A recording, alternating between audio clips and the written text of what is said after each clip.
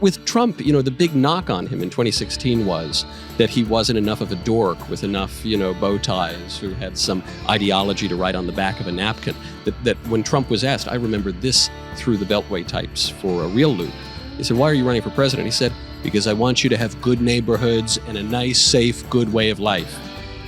And that is actually perhaps the most concise and profound description of conservatism that I've ever heard from a politician.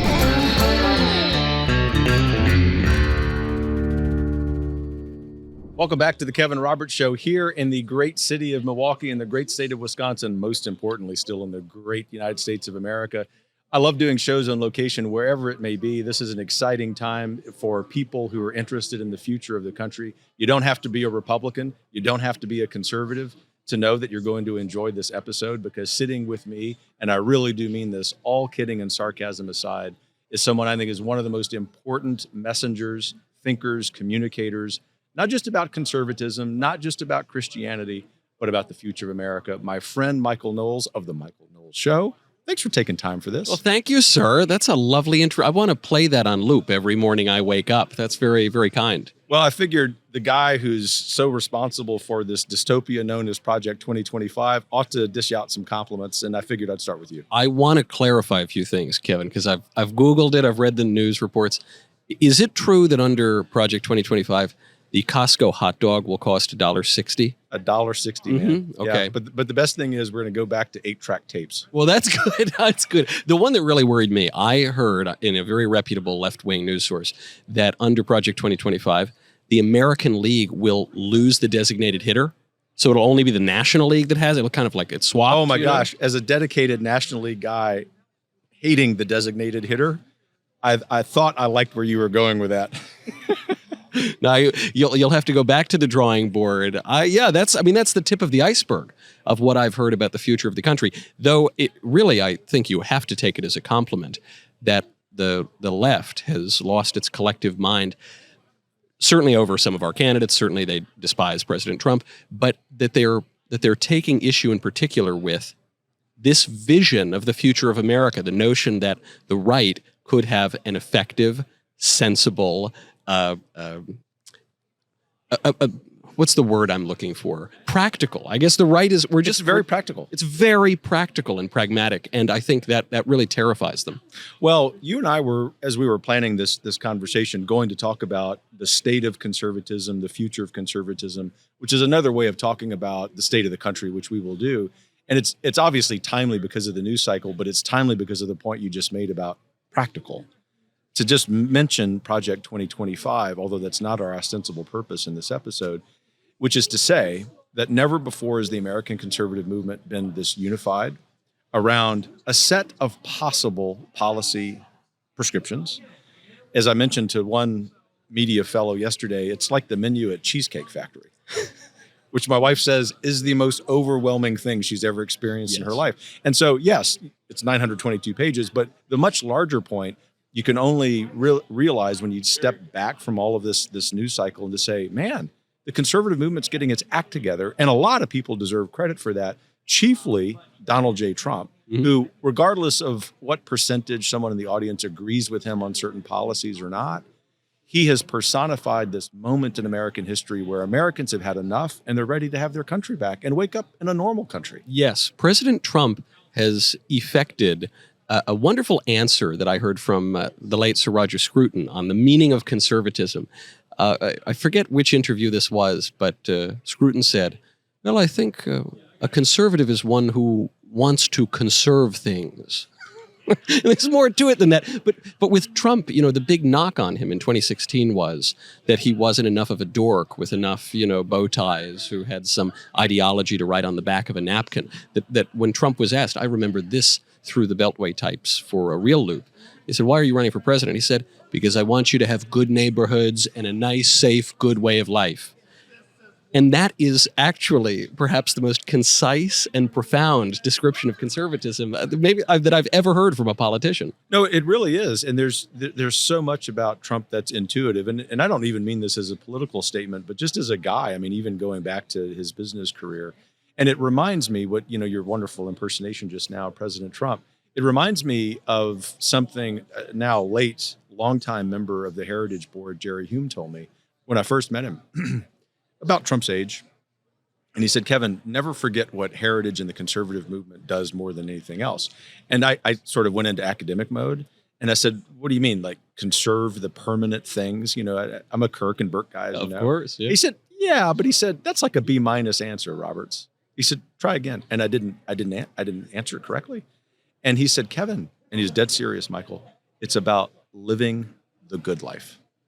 And he said, the extent to which whatever heritage or any conservative organization does, maybe even in the political center, is reminding Americans, maybe perhaps even suggesting a policy plan of living the good life. He said, you're over the target. That's ultimately what's going on here this week. I grew up at a time in the Deep South when the Democrat Party, which was not yet so vociferously pro-choice, for example, ultimately had a different vision of how you would live the good life, but it was a valid vision, right? And so what we're aspiring to, I know what motivates your work in part at least, is reminding people to live the good life. Yeah. Yes, that's especially in an age of decay and decadence and decline. It's more difficult to live the good life as we've forgotten the very meaning of education, and so it's no wonder that our educational institutions fail, and perhaps the most prestigious ones fail most spectacularly. It's difficult to live the good life. I thought that the first prayer on day one of the convention from the Archbishop of Milwaukee, I think it was, he came out and he read this beautiful prayer about the Declaration of Independence and about American history and about the Catholic vision of a polity. And I thought it was so important because he was viewing American history through this spiritual lens. He was recognizing that there is the church and there's the state, and they are distinct. They're not. There's no firm wall of separation between the two, as Thomas Jefferson maybe wrote in some crazy letter. But they're distinct, and the state receives and stands to benefit from the light reflected by the spiritual power. Dante writes about this beautifully, actually, in his political work, Monarchia, and also in the Divine Comedy. But they're distinct, and they are both necessary for man's ends. The state is necessary for the attainment of man's natural ends, and the church, too, by the way, I think is important for man's natural ends. But the state is necessary even for man's spiritual ends. You need, if you're in the midst of constant civil war and barbarism, it's tough to pray. It's tough to grow a family. It's tough to be fruitful and multiply. It's tough to... There's no political quietism here. I sometimes fear that Christians in politics, they want to just throw their hands up in the air and say, well, who cares? As long as the government doesn't make me sin, what do I care? But you can't divorce yourself. Politics, history, contingent reality is the medium through which we will achieve even our supernatural ends. Well, and that has, the absence of that ideal has so many negative repercussions, even on people who are not people of faith, right? That's right. And so part of what the progressive left is trying to do to us, whether we're people of faith or maybe people who appreciate religion, even though their practices may not be as committed, is to put us on the sidelines of the public square. Yes. And we can't allow that to happen. Of course not. I mean, and this is something that I'm so happy to see the conservatives beginning to unite on after some decades of confusion. We really bought into a lie peddled by the left that we could have a culture and a polity without any standards, without any norms, without any taboos. And of course, they never really believed that because they had all their own standards and norms and taboos. But they told us we couldn't have ours. And so you're seeing all this scaremongering about Christian nationalism, or I don't know, whatever, the melding of church and state or something. And but of course, if you have any familiarity with American history, if you read the Founding Fathers, if you read the Framers, if you read, I think the third or fourth stanza of the national anthem, conquer we must when our cause it is just, and this be our motto, and God is our trust. If you look at our currency, if you're at all familiar with the American nation, you recognize that, to quote John Adams, the general principles upon which independence was won were the general principles of Christianity, and he goes on to endorse them. No country can do without a religion because law is the application of morality to civil affairs. So it's going to be theirs, or it's going to be the morality that inspired every wise statesman throughout the entire history of our country. And it reminds me, I'll play historian because I used to be one of the early republic, that the iconography, if you will, of the American state really became mature following the War of 1812. Yeah. That's when we see the first renditions of George Washington as Cincinnatus.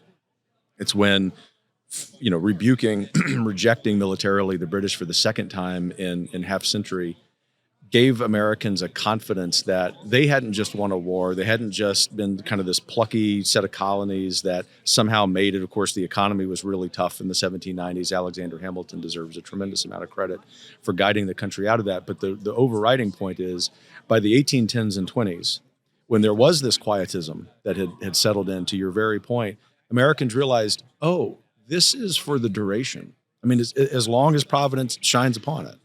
And it reminds us that 200 years later, the same thing can be true.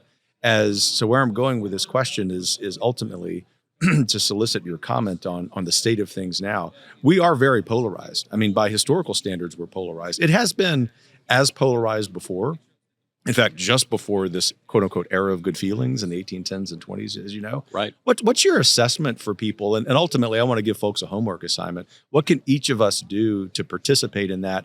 Not in the sort of vapid meaning of unity. I'm not at all concerned about that or interested in that. I'm interested in that if it's real. I'm interested in that if the progressive left will participate. What's the homework assignment for us in our neighborhoods, in our families, maybe over Sunday conversation with folks who might not quite agree with us? Well, you bring up the civic iconography, and I think we ought to turn our attention also to the civic liturgy. We just celebrated July 4th, and I like July 4th because of freedom or blah, blah, or whatever. Sure, I like all of that. But you know what else I like on July 4th? I like hot dogs. I don't even really like beer, but I like a beer on July 4th. I like fireworks. I like wearing red, white, and blue clothing with my family in a backyard. I like that kind of stuff. I like the things that our forebears have done.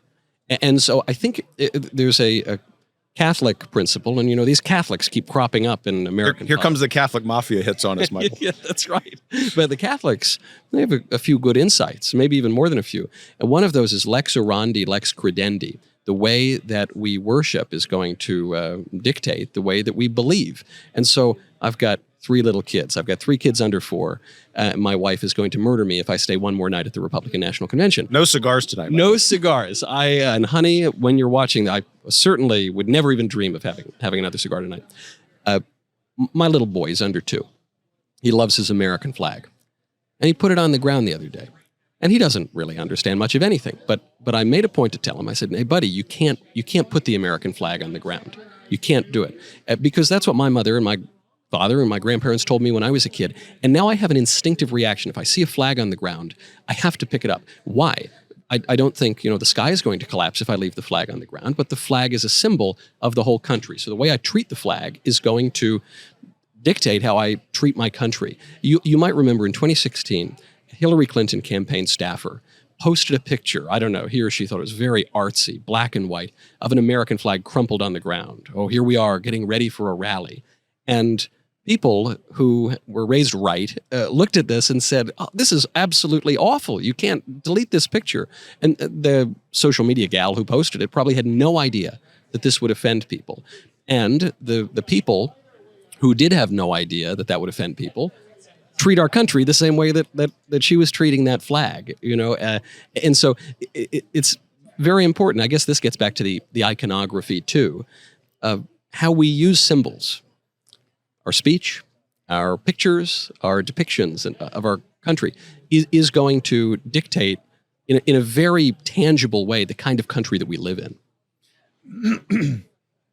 A follow-up question to that is, it seems as if, particularly after the assassination attempt on President Trump days ago, that a lot of people who otherwise might be flirting with voting for leftist candidates are considering voting a different way. President Trump, maybe people down ballot. My point isn't political. It's certainly not partisan, which neither of us does. My point is that there's something social and cultural going on since that assassination attempt that's been percolating under the surface and now has bubbled up. And basically what people are looking for is a return to a normal country. And we know this at Heritage from from focus grouping we've been doing among centrist voters for the last year, that what they will say more often than not is, we just want to wake up in a normal country. Yes. And we don't know which political party we belong to, but we belong to the common sense one. And this is tied to your concept of civic liturgy, civic iconography, because these are the same people who say, I don't want to see the American flag on the ground. I actually want to have a barbecue in my backyard. I want to be off of work on July 4th. I want to have hot dogs that aren't 4 times as expensive as they should be, right? I just want to wake up in America. This is a moment that Americans have that doesn't come around very, very often, maybe once in a generation. And we really need to go out there and seize it. And we got to be practical about how we go about it. Absolutely. And so images do a lot there. There is probably no more overused word in the English language than iconic. Literally might be more overused. And people misunderstand literally too, because it refers to letters, which are symbols, so it gets very confusing. But iconic is overused. The photo of President Trump standing up, fist in the air, the lines of the photo perfectly composed, the American flag waving, blood on the president's face. That is an iconic photo. It's literally iconic. It is literally iconic, Kevin. And I do think that photo depicting that event will move voters. And it will move voters in some way because President Trump, whether you love him or hate him, is an American original. That guy is all America. Maybe you love America, maybe you hate America, maybe you've got mixed feelings. But you don't get a Donald Trump out of Italy. You don't get a Donald Trump out of Tahiti. You get a Donald Trump out of America. And so in a real way, I think people perceived the very near assassination of the president as the very near destruction of America. And consider the way that he survived. A completely improbable slight turn of his head, the nanosecond before the gunman pulled the trigger with just enough wind pulling in the other direction. The simplest explanation, really the only rational explanation I think that one can come to, is that the cosmos is so tightly wound, so finely tuned to God's ultimate ends in providence. That too speaks to the American tradition. When our forefathers came here on the Mayflower, I liked them so much I named a whole cigar brand after Mayflower. They came here. They had a real sense of their place within history, then later followed by John Winthrop, who views America as a shining city on a hill, a model of Christian charity. And Americans constantly, even those who were not totally orthodox, say, or moved further and further away from orthodoxy, but they still viewed God's hand as guiding America. I don't think that people who look at that picture, who saw the horrific and nearly catastrophic events of Saturday, I don't think they're thinking all of those things consciously. If I weren't sitting here talking with you, I don't think I would be thinking all those things consciously. But they get it. It just kind of permeates your consciousness as if by osmosis. That, I think, does move independence.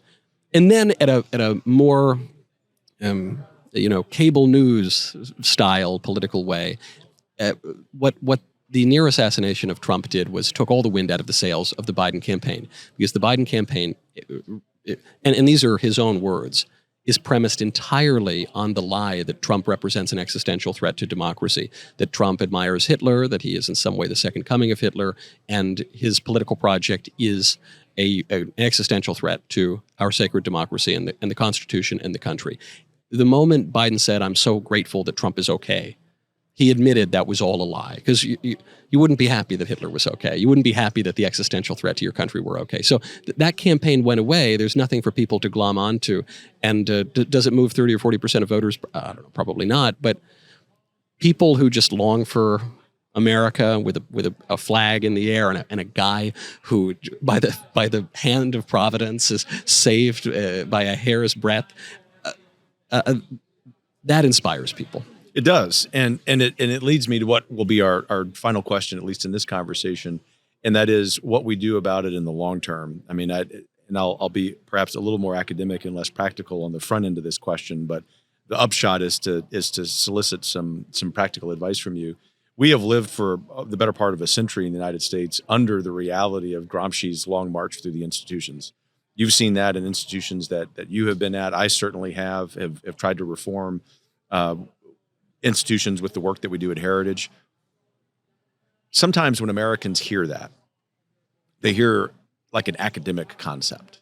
And they don't realize that the institution is the nuclear family, first and foremost. The institution isn't just the church universal. It's their church, Yes. where they go on Saturday or Sunday. It is their Rotary Club, which probably has diminished membership, which is a real shame because I'm a longtime member of Rotary. And it's one of the places that I can count on where I don't have to have a political conversation, Right. even though that's what I do for a living, right? My point in that example, which is deserved because of the great legacy of Rotary, is we need more of that. What do we do practically in our lives, like today, tomorrow, this weekend? Just little baby steps, because people are so doggone busy, to begin to recapture these institutions that the progressive left has taken from us. Conservatives love nothing more than to bemoan the total collapse of civilization, and I'm as guilty of it as anyone. But in 100 years, conservatives will still be doing that. In about 500 years, conservatives will still be doing that. This is good to remember. It is. It's part of our character, and so what can we do in the short run? Being fruitful and multiplying is really good.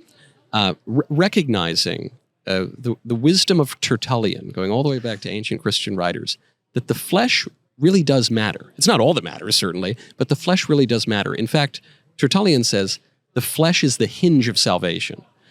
Because in our religion, the religion that animated our whole civilization, we don't believe that God is just, floating in the air somewhere. We don't believe that we're all stuck in cycles of reincarnation, man, and it's all, God is everything, and, kumbaya. We believe in a creation. We believe in history. We believe that God intervenes in history, in the pivot of history, which is the incarnation. We even know how history ends, and it gets a little rough there for a while. Now, the story remains to unfold, and we participate in that. But it will be, to use a word that I used earlier, it will be contingent, a series of people and actions and things and children.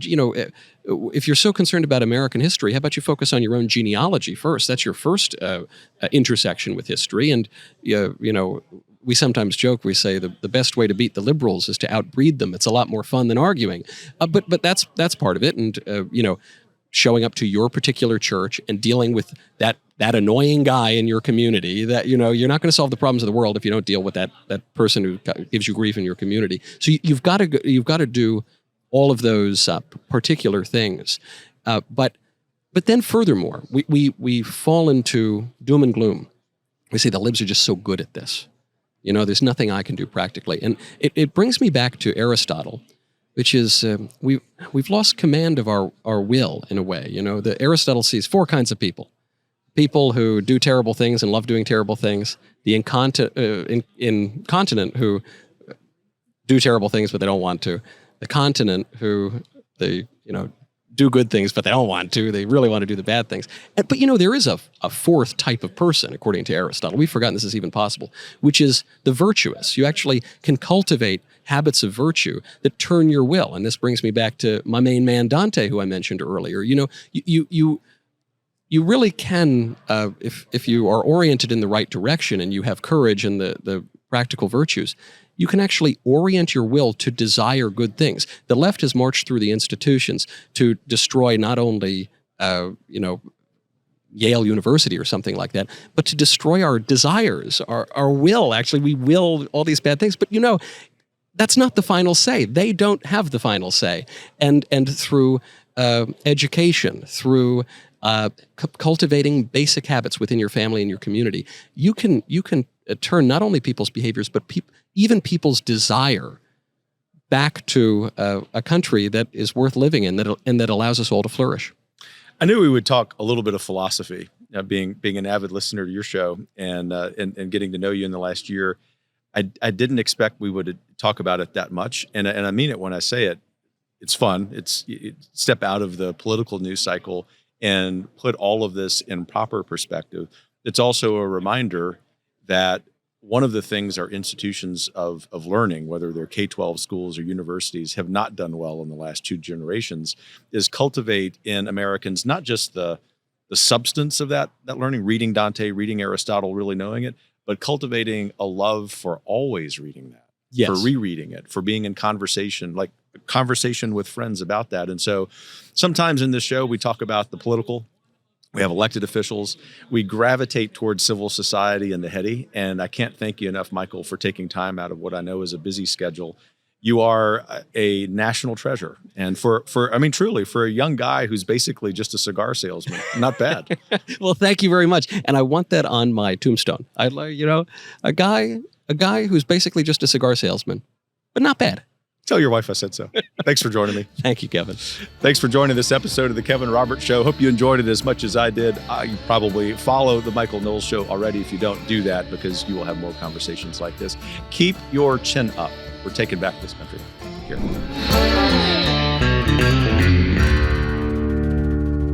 The Kevin Roberts Show is brought to you by more than 500,000 members of the Heritage Foundation.